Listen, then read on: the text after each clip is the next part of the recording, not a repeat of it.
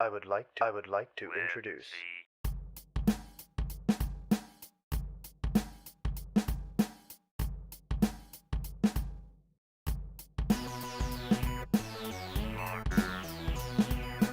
Wiser.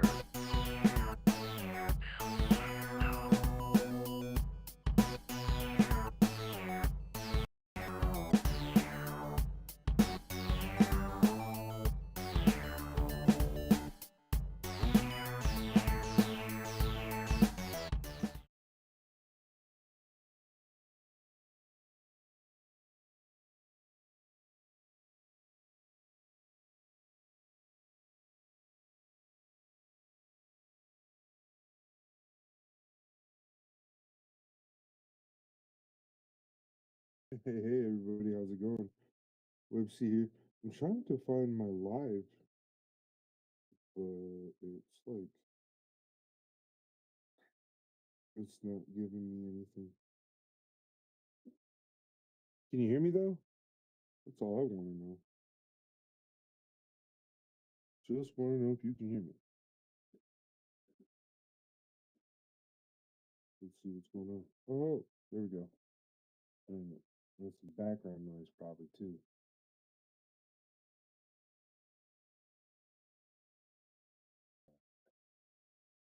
Might need to turn that up a little bit more. I can hear you. Can you hear me?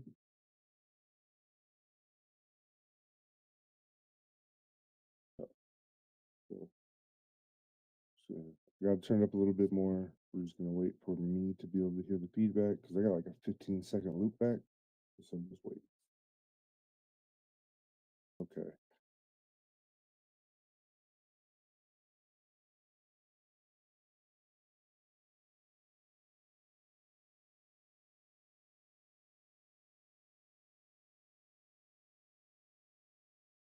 Yeah. Okay. So I'm peaking. So I'm trying not to. I don't want to be peaking because I don't want to be popping in your speakers, and that's kind of where we're at right now. So I think it's loud enough. Everybody should be able to hear me. So we're gonna get going with the show. We're gonna talk about everything. Awesome.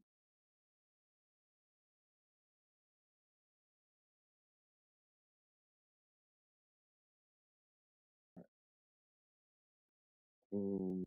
Oh, I was gonna play myself some background music while I'm talking to you guys.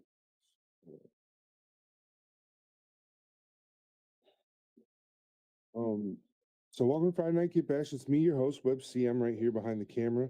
We're going to be talking about everything up here on my station, and tonight we're kind of going to go through. We're going to do a review of a product. We're going to do some other stuff. I'm going to move this to where I wanted it for the moment.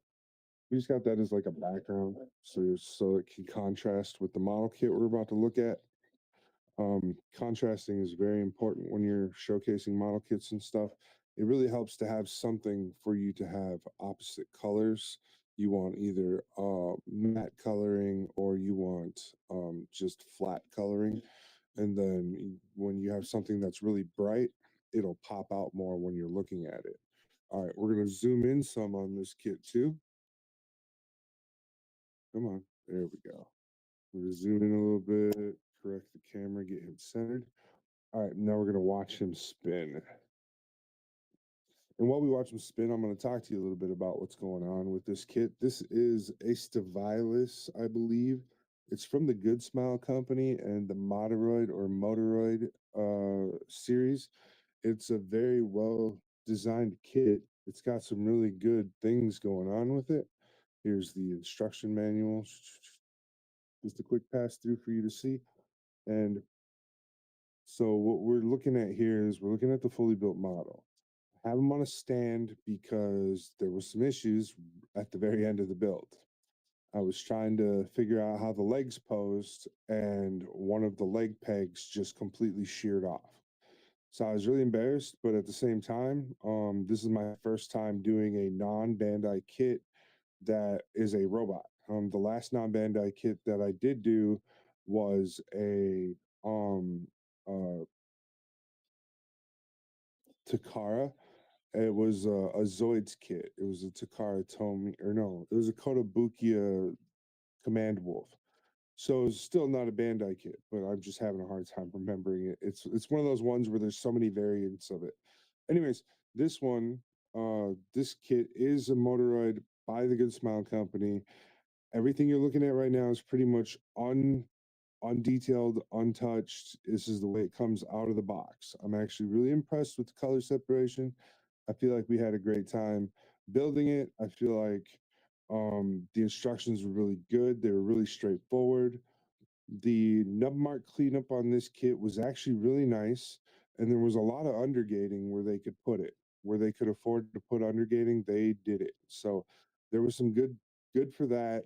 You just got to get good at, or not get good, but think of like getting better at cleaning up the undercarriage marks and stuff, like, because when you go to pinch the parts together like this, sometimes if you don't clean it up good enough, it'll force there to be a gap, and you really don't want to have those gaps and stuff. So just be mindful of that, and you'll get them good. There you go. You'll Now my words are working right. So just keep that in mind. You and I felt really satisfied at the very end of the kit. How I fixed the problem that I had is I had to drill out the old peg and drill everything out, and then I took a piece of metal and some spur goo, and just caked the piece of metal in spur goo and shoved the two parts together with a metal rod. So I let it dry for a couple days in that hangar bay behind him. He was in the hangar bay too. I have Paddle Bore in Hangar Bay 1. Just so you know, right now, Paddle Bore is always going to be in Hangar Bay 1, and Estevalis, he'll always be in Hangar Bay 2 now. When he's not on a stand being shown off, I'll have him in the Hangar Bay. I don't have it turned around for you to see Hangar Bay 1 and 2 right now, but I just have it as a background setting. It looks really good as a just a quick background. Other things with the kit that I really like is the sword. The sword is very nice. It's very easily likable. They do give you an alternate for the sword. Um, it it's somewhere around here. I think it's in Hangar Bay 2. It's actually just sitting in Hangar Bay 2, like in one of the whole things. It's all right. It can stay there for now. What it is on the it's a bident, BI-DENT. It becomes a spear, and that part goes away. So this whole section right here can come off, and it'll just be one blade instead of becoming what's called a bident. So that's what he has as a weapon. He also has this. I'm not 100% sure. I didn't do the translation yet for what this is actually called, but this is his other accessory. We don't really like to call them what they are, but I'm gonna tell you it's an accessory, and it's really cool. Here's the other end of it. This is what the other end looks like, and then here you go. This is what the other end looks like, so you can see both sides. But this is the accessory.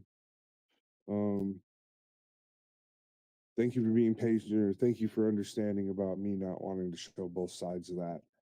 Um, this is This is definitely worth its money.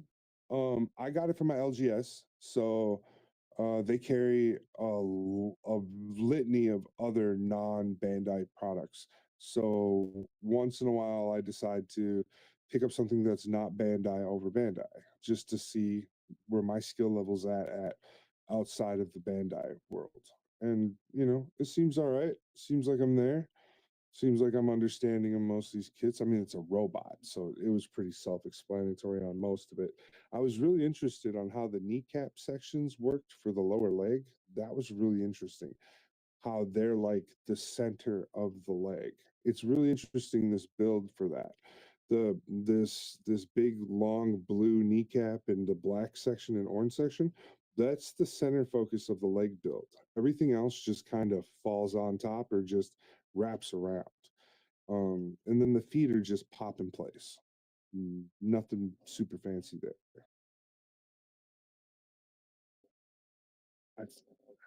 I do have the chat box open, so you can chat with me. I can read the chats. So if you're in hanging out, go ahead, throw me a hi. Let me know how your week's been. I have been pretty okay. Just getting over all this smoke.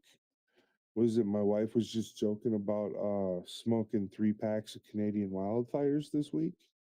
So it's just my throat and everything has just been all tore up from all that, I think. And because I haven't felt sick, I've just a lot of coughing, a lot of mucus trying to like coat my throat to keep me from getting worse or whatever.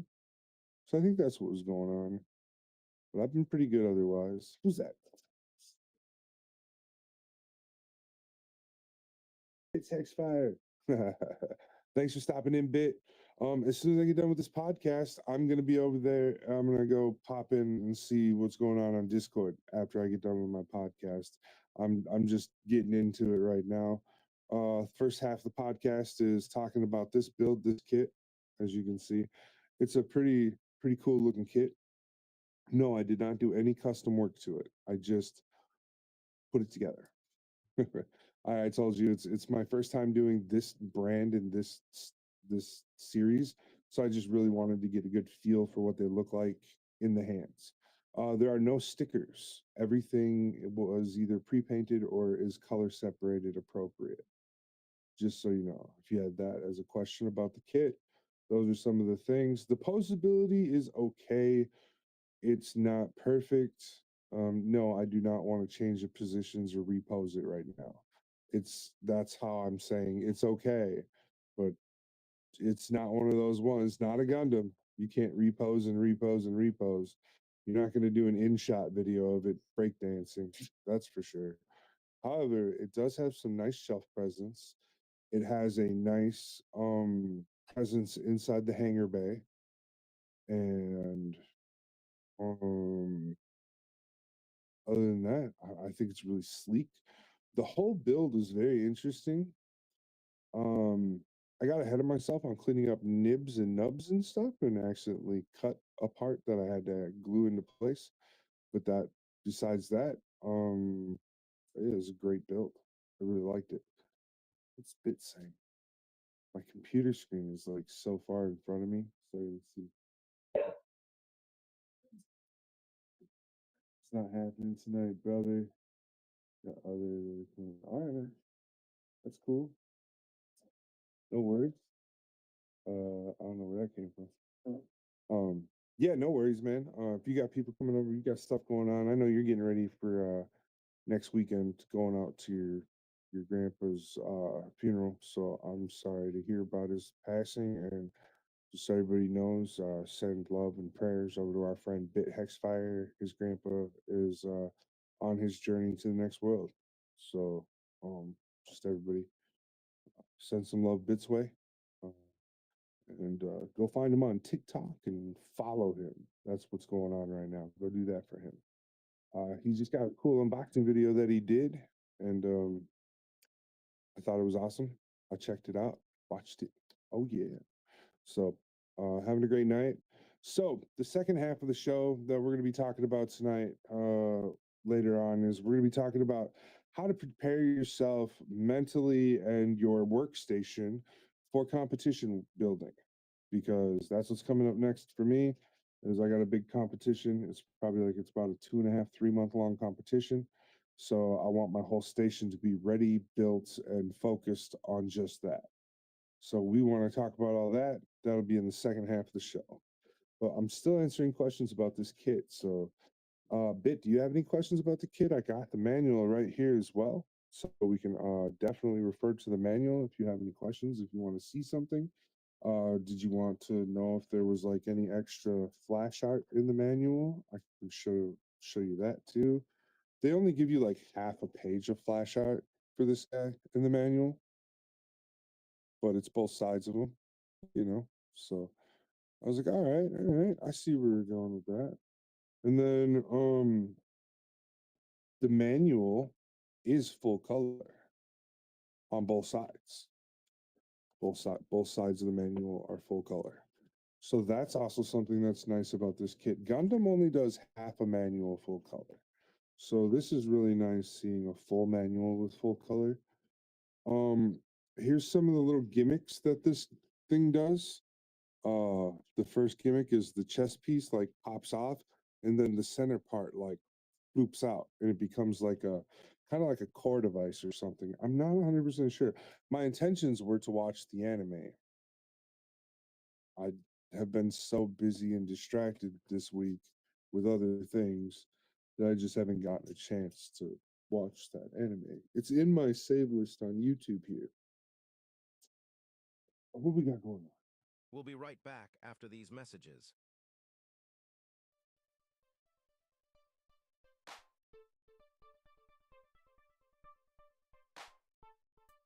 Custom high-grade Leo.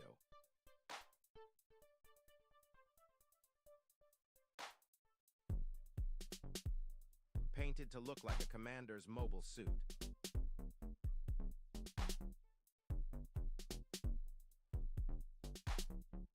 This high-grade Leo outshines any kit it stands next to.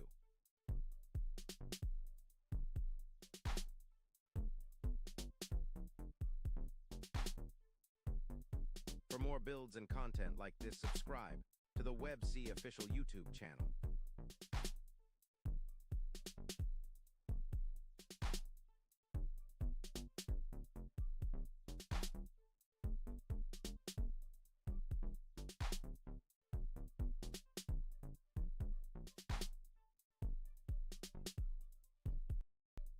The next build on deck.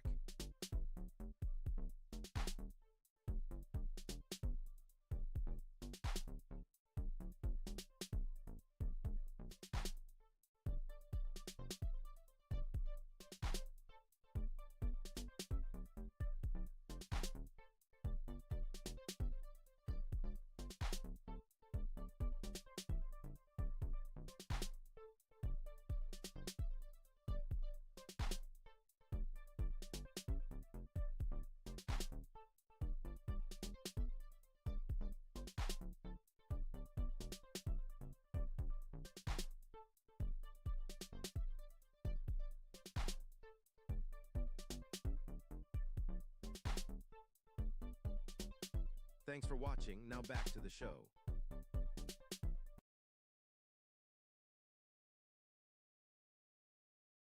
All right, we're back. Yeah. So Martian successor Nadesco.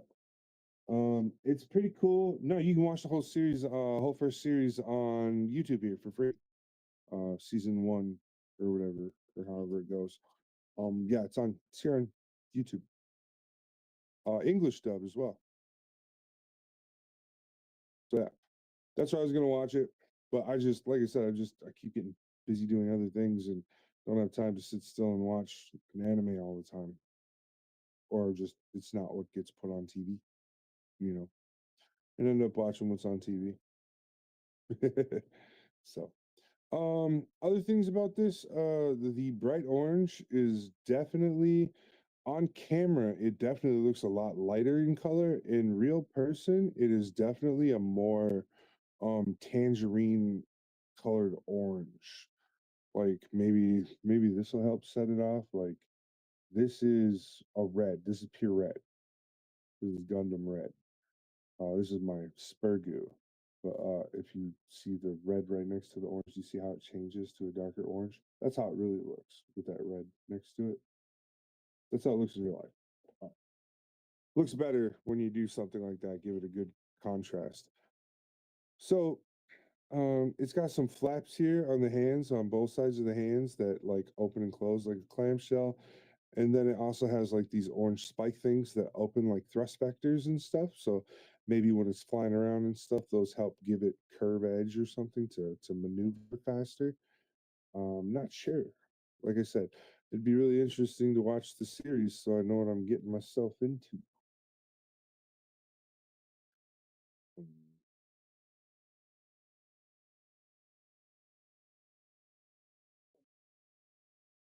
All right, Pitt. We'll talk to you later, buddy.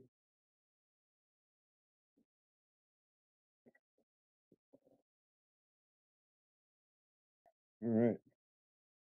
Um, Other things that are cool about it is some of the details that they put into the kit, like the back foot or the back of the foot is actually like tank treads. So that's something I'm interested in seeing in the anime. So that like when I do go to if I detail this kit up, maybe that's something that I add to my detailing list is making sure I match it closer to the look of the anime, with colors and stuff, for that section. I also don't know how the with the anime I've watched like the opening of it, so I've seen the animation, but I don't know how far they go in with that style where like you know what I mean, like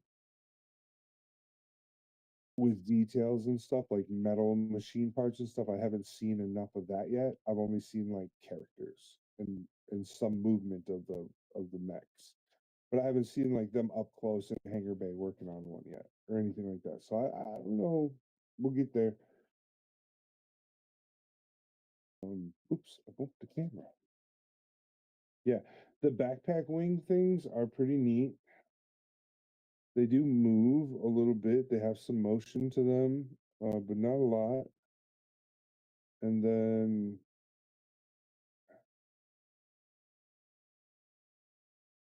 I feel like I've talked as much about this kid as I can. uh, I can't tell you how much more I've enjoyed this kit. It was an amazing build. I recommend it. Like I said, I picked it up at my local Gundam store, so maybe you can find it at yours as well. If not, always check your favorite online hobby shops, whether that be Mecha Warehouse or one of the many other Gundam shops you can go to, like USA Gundam, or there's newer shops open that I haven't even started shopping at. There's like Gundam Country, I guess now. Um, I don't have a sponsor anymore, so I can shout out other companies now. Sponsor myself. No. Actually, this show is produced executively by Mrs. Websy. Keep that in mind. So you know. And yeah, so that was the Estivalis from the successor Nadisco, Martian successor Nadisco. So yeah, and it's a really nice. It's a light build. It's not heavy either, and it had quite a few runners. I was pretty impressed with the runners. I'll show you all the bins there were that I had to use for it. Like these are all the bins. Get those leveled out for you. Those are all the bins I had to use, and some of these I doubled up the runners in them too, just to save some more space. But I use these bins because they stack, and usually all the parts will fit inside. Even if it's up just a little bit, they'll still stack on top of each other. It's really nice. They're space saving. I have a whole shelf over here for them, or I can just leave them in my area for when I'm doing my builds. Now, also, I don't recommend stacking them like above like more than six at a time. Like that's the most I recommend. Sixes and fives. Yep. So do that. You'd be more successful. Oh, so this is also part of the next thing. So we're just gonna segue this into the next section. Um, things you should do to get yourself ready for a competition. The first thing I like to do is have organization. Um, make sure everything that you don't want in your way while you're working, make sure it's just out of your way. Everything. Like your tweezers, put the tweezers where it belongs. If it's a if it's some shields or something or some weaponry from a certain gunpla you built, put it up on your shelf where it belongs, or put it in one of the bins where it belongs. Um, make sure you don't have a whole lot distracting you when you're at your workstation. Make sure everything that you need to build that project isn't going to be hard to reach for or distracting you from the center build. Like, you know what I mean? Make sure when you're done using those pieces, those tools, you put them right back away. Because in a competition, the cleaner you make it feel, the easier the flow is sometimes because you won't get all jumbled around. Um, Other things are don't try not to have any of your little already built friends hanging around. Let's get them, put them away where they can all be happy. This guy, he looks like he needs a top coat still. Maybe we'll set him over here and we'll give him a little aerosol coat or something. Um, yeah. Okay, so things like this. If you're gonna have spurgoos, only make spurgoos when you're in your competition. Don't have pre-ready. Don't use pre-made spurgoos. These are good for other things, like turning into welds and stuff, like for some things. But you just don't want to use your pre-made goos. So you're always gonna make fresh spurgoos. So you're gonna get those out of your way. The next thing is when you have I was just saying, when we start to have too many things in our way, we just can't see what we're focused on. You know what I mean? So like focusing is like my big goal general here. So now that my space is more clean and everything, we can zoom out a little bit here so we can see the whole workstation, right? All right. So this is the broader sense of the workstation, and um I'm fairly organized. I don't like to be like, oh yeah, I'm the best organization. No, I'm more like, I've got a general sense of where everything should be, you know. So over here is where all of my before paint tools, before I do any paint work or any detail work with a paintbrush or coloring of any kind, these are all the tools that I'm going to use. That's where all these are here for. Now over here on this side, this is all my paints, my detailing, my tapes, my pens, pencils, my razors, my hobby knife, replacement pieces. That's all going to be over here for that for painting. Now my broken hobby knives and stuff, I put them over here for carving because I'll throw one of those back on a hobby handle, and I'll beat the crap out of a broken hobby knife if I have to. So don't be ashamed of it. Recycle, reuse. Sharp new ones over here for paint work, dull carving ones over here that you can like try to refab or whatever. It's okay, but that's the difference. That's what my sides are set up for. And then some things I just have to have over here because it keeps them out of the way. Like I have this soldering pen right here. I usually just keep it angled over towards the wall, so all you see is the bottom half of it. And then like all these uh liquids over here, these are glues and top coats and stuff. So usually I just have the glues sitting right here lined up in front of my computer while I'm working, and then the other stuff I have up. But lately I've been picking the glues up. I've been trying to pick them up more, make a habit of that as well. Here's one of my hobby knives. I just have it, it's just right there. Here's some extra pieces that were for a different build, and right now I'm not working on that build. So what I got to do is I got to find somewhere I'm going to put this where I can find these again for that build, where it's not going to be in my way. One of the ways I do that is I just have a bucket over here between my paint station and my workstation of what's called miscellaneous. And I usually just put it in there so that I can just remember everything gets put in miscellaneous, just looking miscellaneous. Super easy, right? So if it's, I'm not one of those people that like every part has to sit on or next to my Gunpla. It's more so I'll pose my Gunpla with just the parts I want to pose it with, and then everything else can get put aside, or I can give it away, or whatever. So that's kind of that end of that. But now we're back to the what else we need to do for competitions to get ready for them. The next thing we want to do for competitions is really want to clear out our work head. Um, Even if you have all these other projects that you're working on, like I still have two projects up here on this shelf that I'm going to be working on. Um, for the next couple weeks maybe, and then once the competition starts, those projects all get put away out of sight so that I'm not worried about them. I'm not focused on them. I'm not looking at any other model. I'm not looking at any other project or anything. I'm just going to be focused on what I'm centered on for this competition because it's going to be the way to keep me on track. And if I try and build two kits at once, that's just lost on me, right? So next, we're gonna look. Oh, Stargazer. Yep, Stargazer. You are correct. I redubbed that one. What did I redub you, Stargazer? Oh, Hoop Dancer. That's right. I painted it to look like a Native American fancy hoop dancer. So if you're not sure what that is, you're on the right you're in the right spot. Go check it out on YouTube. Come back. You'll be like, wow, that's cool. That makes sense. Um, but back to competition prep. Things you can't do, I will give you like a short list of things that you cannot do before you start your competition. One, you cannot open the kit you plan on building. Do not, just don't. Like once it's the day to start the competition, then open your kit and do that. But don't don't look at it, nothing. You keep those plastic straps on the outside of that box.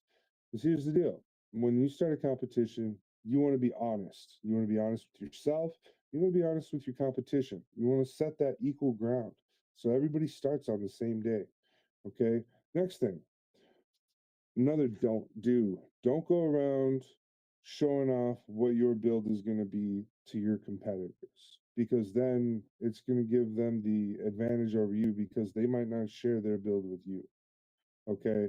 So that's one of the things I try not to do once I get to certain stages of my competition build.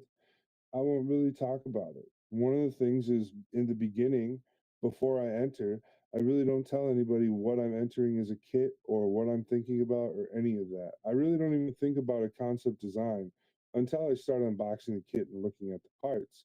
So for me, that's not something I do either. I don't really pre plan what my build is going to be unless the competition I have entered is one of those competitions where they're finely tuned what the parameters of the competition are. Okay, so here's an example.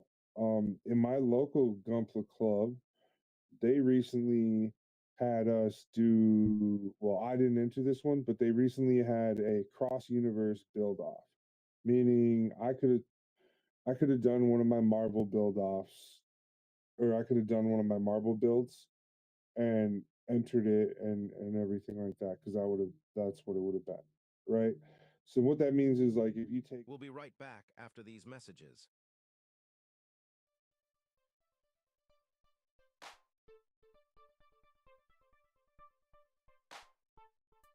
Custom high-grade Leo.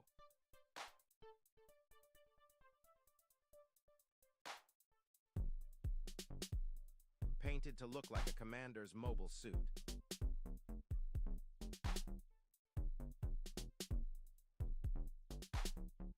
This high-grade Leo outshines any kit it stands next to.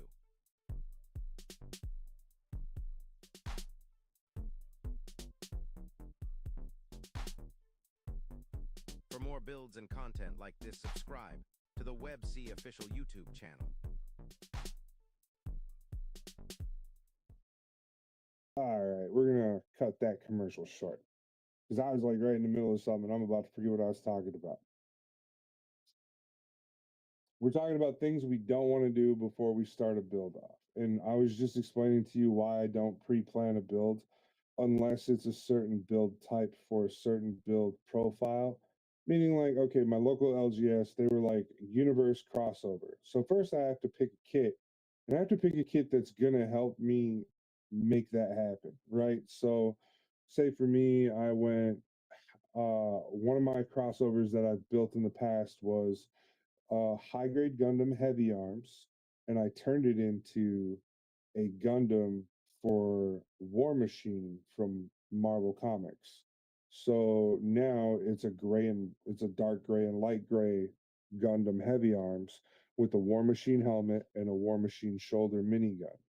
Okay, really simple. I was able to completely modify that kit without having to go too far outside of that kit to do all those modifications. Everything was pretty much compacted into that build. It was a really nice, quick, easy build. My daughter borrowed me the helmet for the head of the build, so it made things super easy.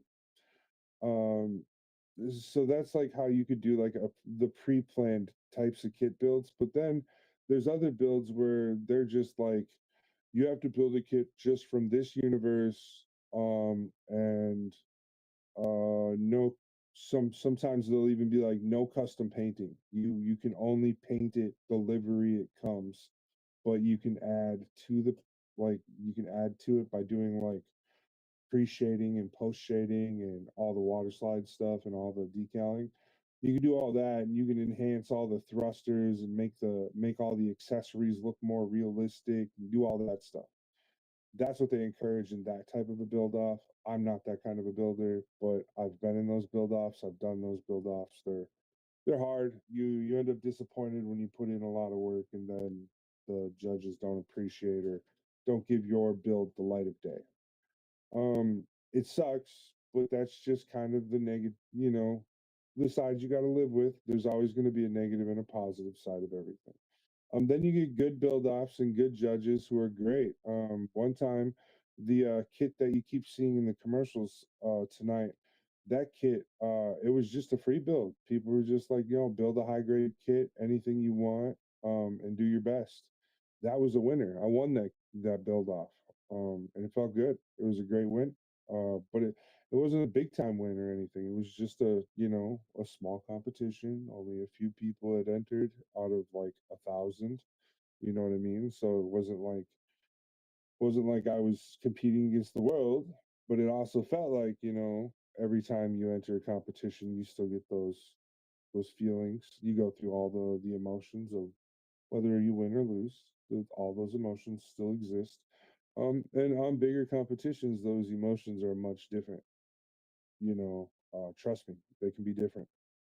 I know I poured almost $300 into a build a couple years back, and I lost. I didn't even place. They tried to accuse me of cheating. I was really upset. Um, so you go through those. Then, right after that build off, I won a competition. I won another competition. No sweat, right? And then I placed second in another one, and then I lost a couple more, and then I placed first in one, and then I lost a couple more, and then I placed first in another one. So there those come and go. So back to the do's. Prepare yourself mentally to be disappointed, so that if you do win, it's even bigger of a surprise. You know what I mean? But definitely prepare yourself. Just be like, you know what? This competition, I entered it, but really I'm the only competition. I'm the only person I'm competing against. And did I do better than my last build? I think so. I hope everybody else likes what I built. And that's how you kind of got to move on from the build. When I go into a competition, I am nervous and I am anxious. I want to know if I won or not. But a lot of the times, after like a day, I vent, I pitch my little fit, and then I've just moved on. I'm ready to build. Get into the next thing.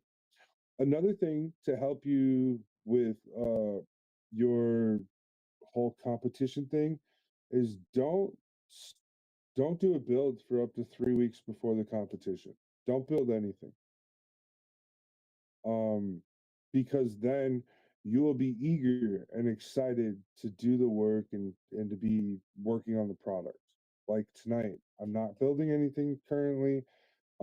If I wanted to, I could break down one of these kits that I was working on and start painting it actually, because it's ready for paint. I just gotta take it over to the wash box and scrub it with a toothbrush and some Dawn, and it'll be ready to go. I'll be ready to throw some gray on it because it's just getting a gray wash. So it wouldn't be that hard of a kit to for me actually like throw gray on it, put some panel liner everywhere where it could do it, and then maybe add some weathering and some scorching and stuff, and then give it a matte coating. It'd be done, and that might be a week, but it's not a project I'm starting. I'm not doing anything new.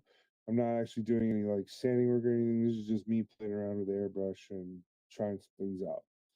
That's okay. But I'm talking about like don't go out and like start a bunch of new builds and stuff right before a competition, because if you do, you're gonna get builders fatigue, and you don't want it on a competition. I've never experienced it yet, and that's because I've always been enthusiastic for every competition I've entered. But recently here, I have felt a little bit of builder's fatigue, so I've kind of like really slowed down on building. Uh, just been building really slow and taking my time working on things and coming up with some ideas, what I want to do next, what I want to teach my brain to do better next is more so what that goal is. Then, so think about that. Another don't, another don't is don't announce you're going to be entering a competition.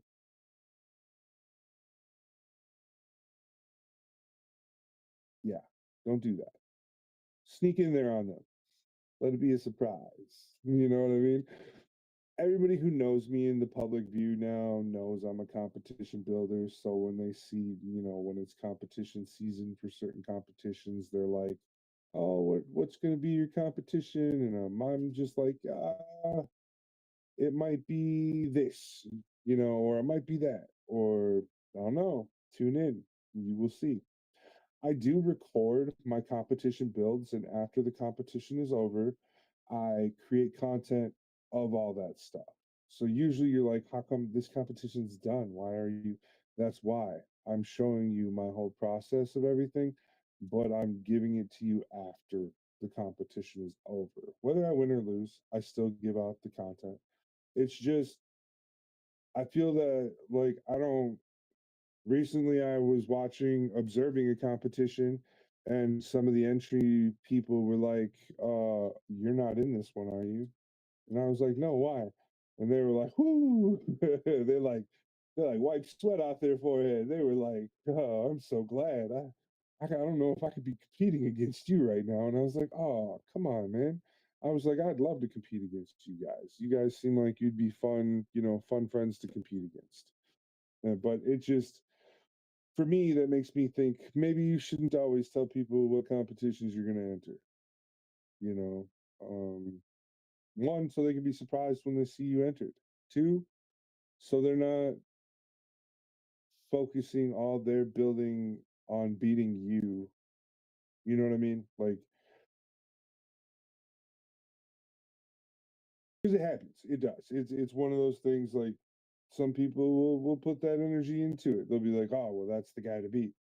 Instead of performing better than themselves, they'll worry about, oh, I was better than that guy. Well, that's part of it. But if the judges and the people seeing your builds don't see that your build got better or your work is getting better, then that doesn't mean you deserve to win all the time. You got to get better in that aspect. If you want to build before, you better come with better product next time because we're already judging you against what you won with. So that's kind of where that comes from. That's like that's the cocky side of winning.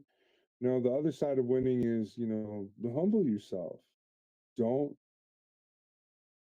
make it so you can put yourself back in there with the people who aren't winning all the time because you want that. You want those things. You want that. And you want to encourage those guys to get better so you can keep them as your competition and as your friends, because you can alienate yourself really easily and you don't want to. I don't want to. I definitely don't like it. If people stop hanging around because of those things. You know what I mean? So um, just keep being you, be authentic, and encourage everybody to be their best builder. And remind them that, the best way to do it is to go into a competition and make it so that you're the only person competing against yourself. Yeah, you're going to be on a podium or you're not, but like, is it better? Is it better than this? Is it better than that? Look, I'll give you an example. This kid's starting to show its age. However, this was not a competition build. This was just for fun build. His head came off, you know. But I did. This was like one of the first kits I ever built. Coming back into the hobby after taking like a 12-year hiatus or something like that.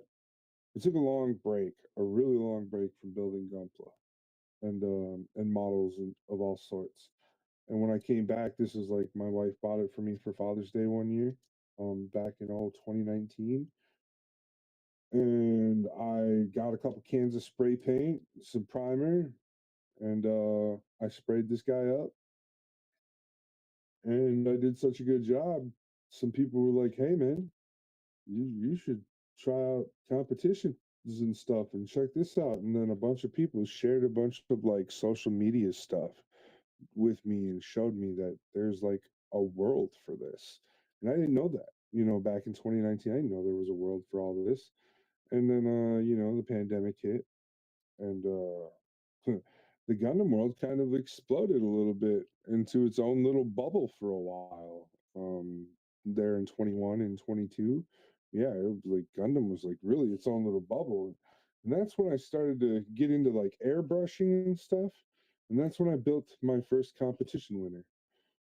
This guy right here, he won me first place in my first competition, and it was a really fun competition. I was excited for it. I had fun doing it.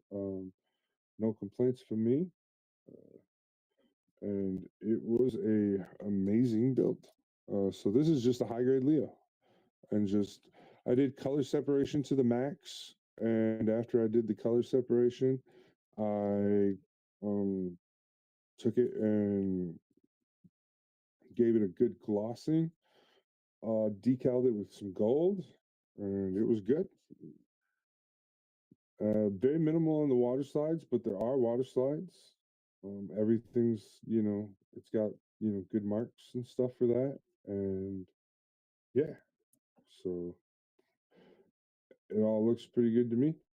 This is my first winner, and it wasn't a super big competition. Like I said, there wasn't a lot of people, out of the pool that they were pulling from for this. It was from like a Facebook group, and there was like 1,000 members in the group, and only like 40 or so people started the competition, and only like 12 people finished the competition. So that's also some numbers you should think about too, is um out of all the people who start the competition, probably 60% of them may drop out or may not finish fully, and they might enter a partially finished product. Some people do that. Be aware. Some people will do that, and they'll also try and convince you that it's a finished product. So um, just be aware that that's part of the don'ts. Don't do that for a competition. Also, don't secretly try and hide you building, your kit ahead of time and stuff, because you'll get done with it way too early and it'll be real obvious. Like real obvious. Um, getting done like a week early is one thing, but don't get done a month early on a 4-month build, because either you're cutting corners or you're not doing a lot or you're being lazy, um, or you cheated. You started way early. And, I know all the secrets to doing that, but to be honest with you, I'd rather not. I'd rather. We'll be right back after these messages.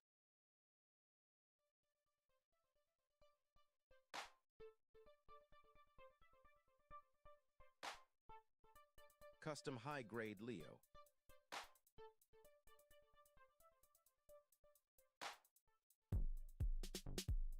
Painted to look like a commander's mobile suit.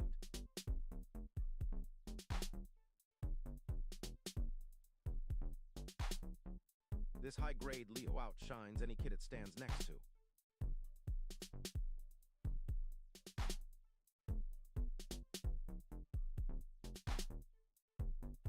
For more builds and content like this, subscribe to the WebC official YouTube channel.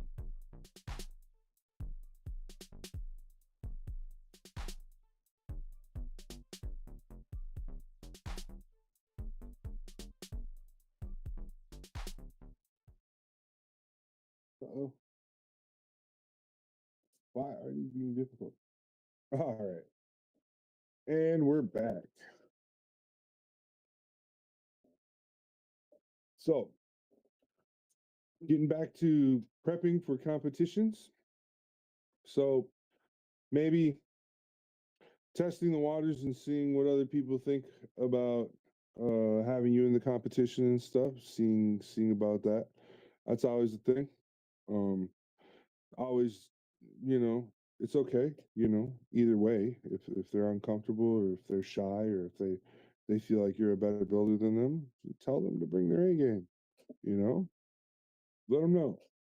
Like, I'm not here to, I'm not here to hurt your feelings. I'm here to have a good time. I want you to have a good time too. So do that. I guarantee you'll have some success with your local friends and your local builders if you use some of these tips I'm giving you tonight for competition building. Organization is key, and part of organization is knowing the rules of the competition. You should always know the rules of your competition in and out, because if you do something that could be considered suspect for the competition and you're just trying to skate by the rules, like here's the rules, and you're just trying to go right outside that edge and back, you know, you got to figure out where that gray area is. How much of a gray area does that competition give you? Are they telling you no 3D parts? Then that means no 3D parts. Are they telling you only 3D accessories and greebles? Then it's only 3D accessories and greebles. If they're telling you you can put a million 3D printed Verners on your kit, do it. I don't care as long as it's in the rules. And that's a big part of knowing how to prep for your build, is knowing what the rules are. All I can stress that more and more. And then, like, look, don't just read them once, read them like 3 times. Really read those, even if, like, the biggest competition in the world is GBWC, and they have like 25 pages of rules or something like that. It's a lot. And so there's like a rule, and there's like bylaws in the rule, and then there's another rule, and there's bylaws in that one, So you need to know all those things if you enter that competition. If you're going to enter that competition and you don't follow those rules and you get disqualified or kicked from the competition, or you don't move forward in the competition and you're wondering why, it might be because you just didn't follow the rules. That's happened to me once. I didn't follow the rules. I got kicked from the comp. I was sad. I was really sad. But that was my own fault because I wasn't following the rules. It was just something so stupid. I accidentally entered some data wrong for the competition, and they kicked me for it. It wasn't that I cheated. I just accidentally entered the wrong word, and they were like, "That's not right. You're kicked." And I was like, "What?" It was the dumbest thing ever. It was one of those ones where I was like, "All right, learn lesson learned." So I'll give you that for a good tip.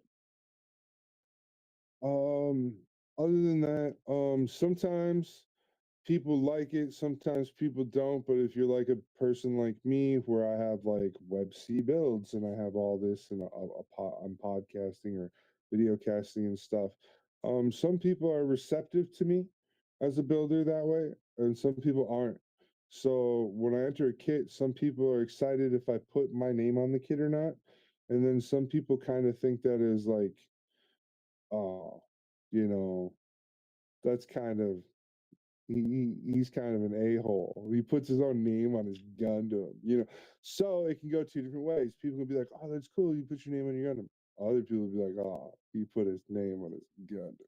You know what I mean? So I get that. I get it from both ways. I get both feelings for it. Me, yeah, I put my name on my Gundams. Well, because I'm proud of my name, my brand, and who I am. I'm like, you got to know who that is. Just a little insight. Web C means White Earth Bear Clan. Just so you know, there's a deeper meaning to that name.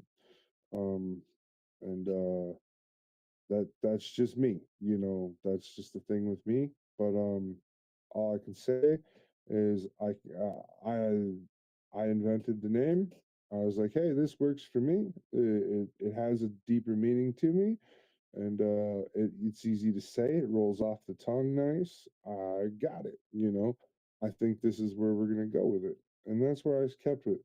So if you do develop your own moniker or whatever, just like my buddy Bit Hexfire does, have his own moniker, because that's obviously not his real name, right? So same with me. Like I don't hide my real name from anybody. That's a public thing too. But WebC builds. That's kind of just I just wanted something to where it could be branded. Easily branded, and it looks good. It works. I feel comfortable with it the most of all. So keep that thought in mind. Next, moving forward, the next tip I can give you is if it's in the box, try to utilize it. Try to at least get a picture for it. Try to at least make it something that can be done with it.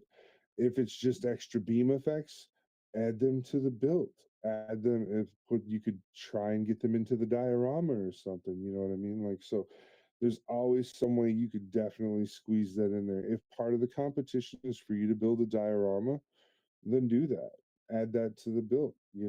Take all the extra pieces out of your box and scatter them into your diorama as part of the battlefield or part of the hangar, or make it lived in and used. Don't make it clean and sterile all the time. I like some of my kits to look clean and sterile. I'm not going to be sugarcoating that at all. I'm a very clean and sterile guy when it comes to a lot of my builds. Then there's some builds where I'm like, okay, we can make this dude a little muddy. We can make this guy a little greasy. That's okay too. But just, utilizing all the parts in the box and putting them throughout the area that your build is going to be sitting or whatever is a great concept. So,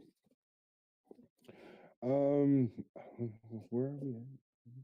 Yeah, we're at the hour, guys. So, Um, a couple more don'ts for competitions. I would have to say, um, don't seek out the judges and argue with them. um, don't, um, I don't know. There's lots of don'ts. There really is.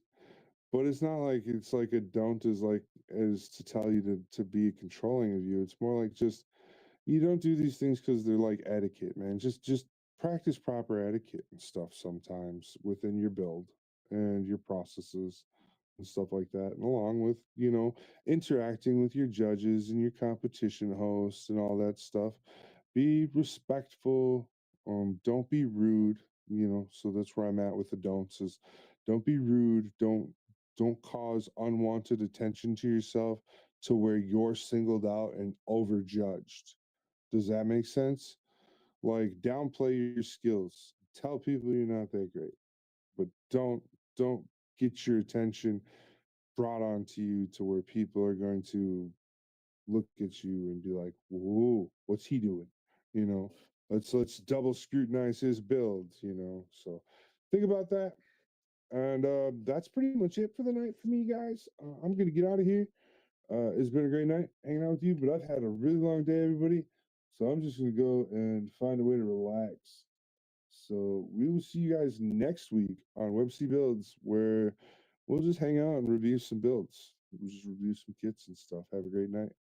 All right. So that's what we're probably planning on doing next week. Maybe I'll see if I can get somebody in for an interview or or something random. I don't know. Yeah, my oldest kid will be in the house next week too, probably. So maybe we'll play some cards or something. I'm not sure. But we'll talk to you next week. Websy Builds.